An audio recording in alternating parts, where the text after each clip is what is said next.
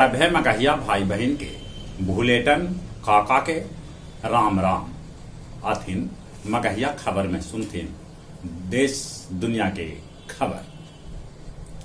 आज 5 सितंबर है, शिक्षक दिवस। सभे गुरुजी के नमन कर रही।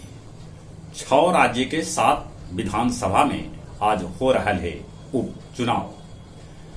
संसद के विशेष सत्र से पहले कांग्रेस कर रहा है बैठक।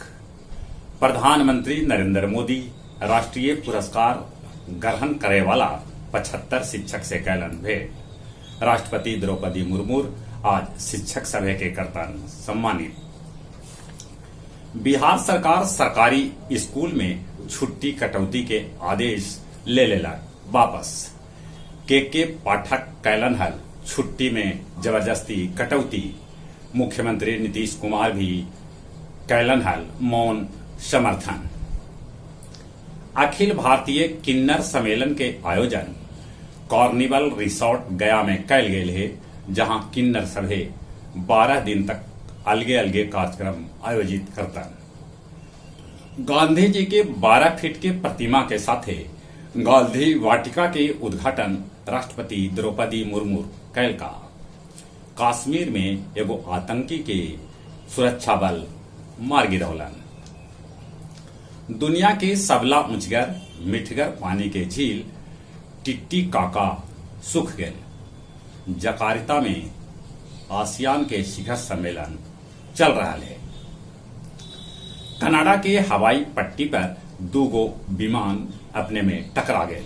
जान माल के कोनो क्षति न होले। पितरपक्ष मेला के जायजा लेवे कभी भी मुख्यमंत्री नीतीश कुमार गया जी आ सकत। शेरघाटी के जिला बनावे के मांग के लेके मोहनपुर से शुरू कैल गेल है अभियान। टनकुपा में समर सेबुल के चोरी करे 5 चोर के धरल गेल। सेंट्रल जेल में बंद माओवादी नेता प्रमोद मिश्रा सरकार से मांग रहलन है मदद। और अब कुछ खेल के समाचार। एशिया कप में भारत नेपाल के 10 विकेट से हरा के सुपर 4 में जगह बना लेलक। विश्व कप लेल आज भारतीय टीम के घोषणा कैल जा सके है। क्वार्टर फाइनल में पहुंचलन अमेरिका के कोका गा।